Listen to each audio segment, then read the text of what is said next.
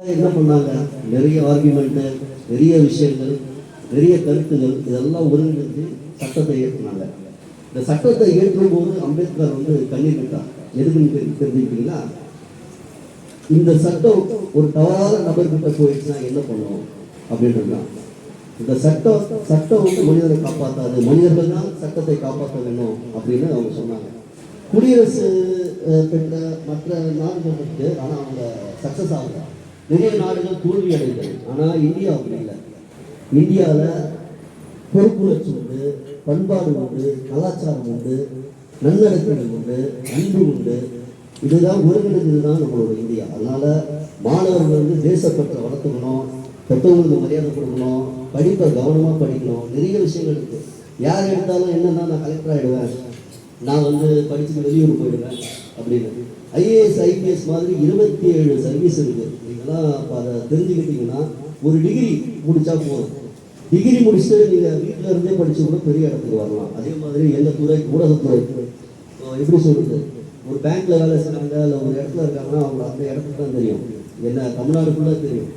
அந்த அளவுக்கு ஊடகத்துறையில் நிறைய வாய்ப்புகள் இருக்குது. அதை பயன்படுத்திக்கிங்க. சரியா? நிறைய உங்களை டைம் வேஸ்ட் பண்ண விரும்பலை. இந்த பேசுறதுக்கு வாய்ப்பு வழங்கிய எல்லாருக்கும் நன்றி தெரிவித்து நன்றி வணக்கம். சொல்லிட்டாங்க, என்ன பேசுறது தெரியல. இந்த நாளையில கூட எனக்கு இப்படிப்பட்ட ஒரு வாய்ப்பை கொடுத்த நம்ம நூலகத்தில் இருக்கிற சகோதரிக்கு முதலாவது என்னோட நன்றியை தெரிவித்துக் கொள்கிறேன். அதோடு மாத்திரமல்ல, அந்த வாசகர் வட்டத்தில் பேசுகிற அனைத்து சகோதர சகோதரிகளுக்கும் என்னுடைய மனமார்ந்த நன்றியை தெரிவித்துக் கொள்கிறேன். அதோடு மாத்திரமல்ல, நிறைய ஸ்கூல்லேருந்து டீச்சர்ஸ்லாம் ரொம்ப முயற்சி எடுத்து, எல்லா ஸ்கூலும் டீச்சராக இருக்கிறதுனால டீச்சர்ஸோட கஷ்டம் எப்படின்றது எனக்கு நிறையாவே தெரியும். பிள்ளைங்களுக்காக அவங்க பண்ண பிரயாசம் எல்லா துறையிலுமே நம்ம பார்த்தீங்கன்னா நம்மளுக்காக, நம்மளுடைய குடும்பத்துக்காக அப்படிதான் யோசிப்பாங்க. அந்த ஆசிரியர் பணின்றது அறப்பணின்னு சொல்லுவாங்க. அந்த ஆசிரியர் பணி மட்டும் பார்த்தீங்கன்னா நம்மளுடைய பிள்ளைங்களோட மற்ற பிள்ளைங்க தான் என்னுடைய பிள்ளைங்களோட. ஏன்னா எங்கள் வீட்டில் அது நடந்துகிட்டே இருக்குது. நம்ம பிள்ளைங்களை கவனிக்கிறாங்களோ இல்லையோ, இந்த ஸ்டூடெண்ட் முதல் நிலைமைக்கு வரணும், இந்த ஸ்டூடெண்ட்டை உருவாக்கணும். ஒரு உருவாக்க கூட ஒரு சிற்பியா ஒவ்வொரு ஆசிரியர்களும் இருக்கிறாங்க. அவருக்கான என்னுடைய மனமார்ந்த நன்றியை தெரிவித்துக் கொள்கிறேன். ஏன்னா ரொம்ப கடினம் இந்த காலத்தில் ஸ்டூடெண்ட்ஸை உருவாக்குறது. அப்படிப்பட்ட சூழ்நிலையிலிருந்து கடந்து வந்திருக்கிறீங்க. அவர்களுக்கும் என்னுடைய நன்றியை தெரிவித்துக் கொள்கிறேன். அதோடு மாத்திரமல்ல, நிறைய சூழ்நிலைகள் இப்போ நம்ம கெட்டு போகிறதுக்கு, நம்ம தவறி போகிறதுக்கு நிறைய வழிவாய்ப்புகள் இருக்குது. ஆனால் அதெல்லாம் நம்ம பொருட்படுத்தாமல் இந்த நாளில் மாணவ செல்வங்களாகி நீங்கள் இங்கே அமர்ந்திருப்பது மிகவும் பெருமை. இன்னைக்கு நீங்கள் மாணவர்களாக இருக்கிறீங்க. வருங்காலத்தில் அரசியலையும் சரி, எல்லா துறைகளிலும் இங்கே இருக்கிற மாணவ செல்வங்கள் நீங்கள் சிறந்து விளங்குவீங்க. நான் மனமாற வாழ்த்துக்கிறாங்கள. அதுக்கு உங்களுடைய ஆசிரியர்களுடைய வார்த்தைகளுக்கும் உங்களுடைய பெற்றோருடைய வார்த்தைகளுக்கும் நீங்கள் முதலாவது கீழ்ப்படிங்க. முதலாவது கீழ்ப்படிதல் இருந்தால் தான் நம்ம அடுத்த படிக்க, அடுத்த ஸ்டெப்ஸுக்கு நம்ம கால் எடுத்து வைக்க முடியும். அதனால நீங்கள் கீழ்ப்படிங்க, உங்களுடைய ஆசிரியருடைய சொல்லுக்கு கீழ்ப்படிங்க. ஃபர்ஸ்ட் வீட்டில் உங்களுடைய அப்பா அம்மாவுக்கு கீழ்ப்படிங்க. அடுத்தபடியாக ஆசிரியர்கள், எந்த ஆசிரியர்களும் எந்த ஸ்டூடெண்ட்டும் கெட்டு போகணும்னு நினைக்கவே மாட்டாங்க. அதனால உங்களுடைய ஆசிரியர்களுக்கு நீங்கள் கீழ்ப்படி நடங்க. உங்களுடைய வாழ்க்கையில் கடவுள் பெரிய காரியங்களை செய்வாருன்னு சொல்லி நான் மனமாற உங்களுடைய வாழ்த்தி ஆசீர்வதிக்கிறேன். வருகிறது கையில் ஒரு ஊன்றுகோல், அதுவும் கரைக்கு வலிக்குமோ என்று அஞ்சியோ என்னவோ மெதுவாக ஊன்றப்படுகிறது. இடுப்பிலே ஒரு காலத்தை காட்டும் கணிப்பான் தொங்கிக் கொண்டிருக்கிறது.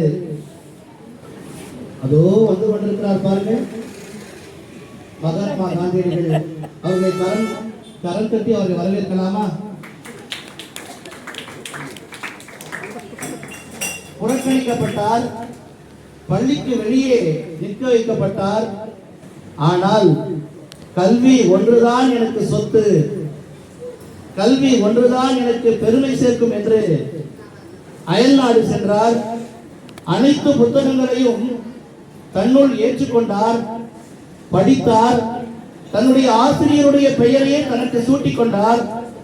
வெளிநாடு சென்று தன் ஊர் வரும்போது பெட்டி பெட்டியாய் கொண்டு வந்தார். பணம் அல்ல, எல்லாம் புத்தகங்கள். அதோ பாருங்கள், நம்முடைய எதிரே போட்டோவில் இருக்கிறாரே அண்ணல் அம்பேத்கர் அவர்களை கரம் தட்டி வரவேற்கலாமா? ஏனென்றால் இந்த நாளுக்கு சொந்தக்காரர் அவர்தான். இந்த நாளில் 77வது குடியரசு தின விழாவில் அடிமையையும் இந்த விழாவில் கொடியேற்றுகிற அந்த ஒரு பாக்கியத்தை கொடுத்த நம்முடைய நூலகர் அவர்களுக்கு மனதார நான் வாழ்த்துக்களை தெரிவித்துக் கொள்கிறேன். இந்த சிறப்பான நூலகத்தை இந்த சென்னை பகுதியில் அநேக நூலகங்கள் உண்டு. அநேக நூலகங்களுக்கு நான் சென்று வருகிறேன்.